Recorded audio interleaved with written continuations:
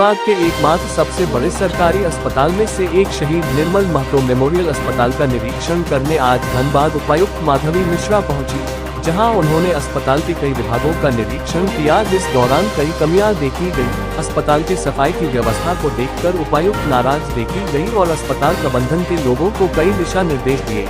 साथ ही साथ अस्पताल की साफ सफाई की व्यवस्था देख रहे हैं आउटसोर्स कंपनी कमांडो को भी 15 दिनों का अल्टीमेशन समय दिया है और साथ ही अस्पताल की सफाई व्यवस्था को सुचारू रूप से सही करने का दिशा निर्देश दिया। वहीं आपको बता दें, अस्पताल के कई बेसिक सुविधाओं की कमी, जिसको लेकर मैनपावर कम होना, जिसके कारण कई असुविधा अस्पताल में होने को लेकर उन्होंने इसे जल्द ठीक करते हुए सुपरिटेंडेंट को कई दिशा निर्देश दिए हैं। साथ ही साथ अस्पताल में कई बार देखा गया है कि स्ट्रक्चर की कमी के कारण भी अस्पताल आ रहे हैं मरीजों को काफी दिक्कतों का सामना करना पड़ रहा, जिसको लेकर फंडिंग की व्यवस्था के विषय में भी बात की गई है।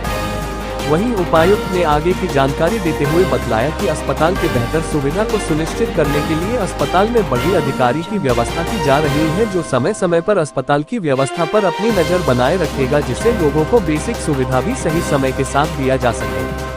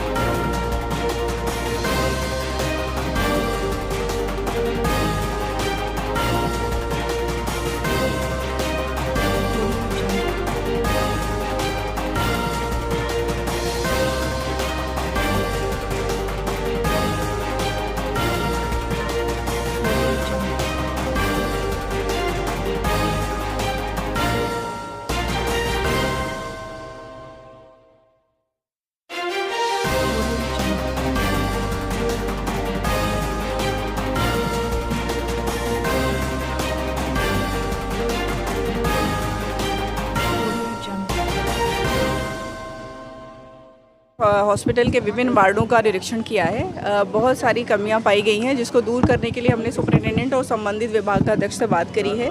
कुछ जो कमियां हैं वो आधारभूत संरचना संबंधित है और कुछ कमियां वो मैन पावर रिलेटेड है।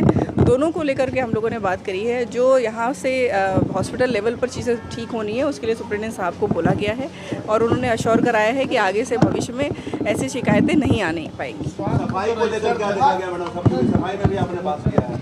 सफाई का काम यहाँ पर क्योंकि एक आउटसोर्सिंग एजेंसी है कमांडो, उनको दिया गया है। उन लोगों से भी हम लोगों ने बात किया, उसमें हम लोग को संख्या कम दिखाई पड़ी जितना संख्या वो बता रहे हैं। उनका कहना है कि वो दूसरी बिल्डिंग में सफाई करने बाकी सफाई कर्मी गए हुए हैं।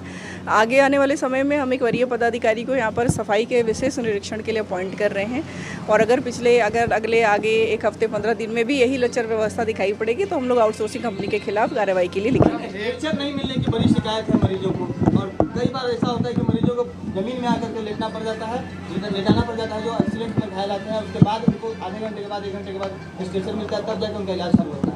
इस बिंदु को लेकर के भी हमने अभी अधीक्षक महोदय से बात करी है। उनके द्वारा ये अश्योर किया गया है कि पहली चीज़ स्ट्रेचर की उपलब्धता सुनिश्चित करने के लिए ये लोग नया टेंडर फ्लोट किए हुए हैं, उसको जितना जल्दी डिस्पोज करने के ये लोग प्रयास कर रहे हैं। और दूसरा, इन्होंने वार्ड बॉयज़ को असाइन किया है कि जो स्ट्रेचर की कमी है वो इस वजह से ना क्रिएट होने पाए कि मरीज स्ट्रेचर को बाहर छोड़ के चले जा रहे हैं। तो ये दोनों पॉइंट पर हम लोगों ने इनसे बात करी है और आगे हम लोग इंश्योर करेंगे अधीक्षक महोदय से बात करके कि ये समस्या ना आने पाए। किया है, सामग्री भंडार में भी हर जगह है, क्या कमियां लग रहा है कि तुरंत उसका मतलब निदान होना चाहिए? मुझे लगता है कि जो उपलब्ध फंड है और उपलब्ध मैन पावर है उसका जो ऑप्टिमम यूज़ है वो सबसे इम्पॉर्टेंट काम है जो यहाँ पर प्रबंधन को करने की आवश्यकता है। और मैंने मुख्य रूप से इसी पॉइंट पर सुपरिटेंडेंट साहब से बात करी है, क्योंकि मैन पावर के शॉर्टेज हो सकते हैं, फंड का कमी हो सकती है, बट कम से कम जो अभी उपलब्धता है और जो इमीडिएट ज़रूरत की चीज़ें हैं, जैसे एक्सरे मशीन को रिपेयर करा लेना, सफाई कर्मियों की उपलब्धता सुनिश्चित कराना, उनका केवल रोल में नाम नहीं हो बल्कि वो वास्तव में उपस्थित पाए जाए।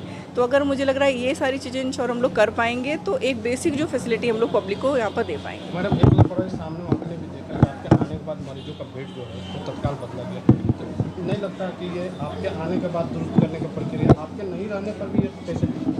इसकी शिकायत हमें कई मरीजों ने भी करी कि निरीक्षण की सूचना पर ही उन लोगों को बेडशीट वगैरह प्रोवाइड करी गई है और इसके बाद वो 2 दिन से यहाँ एडमिट थे, उनको बेडशीट नहीं दी गई है। वो हमने अभी बोला है सुप्रिंटेंडेंट साहब को कि ये सीन नहीं होना चाहिए।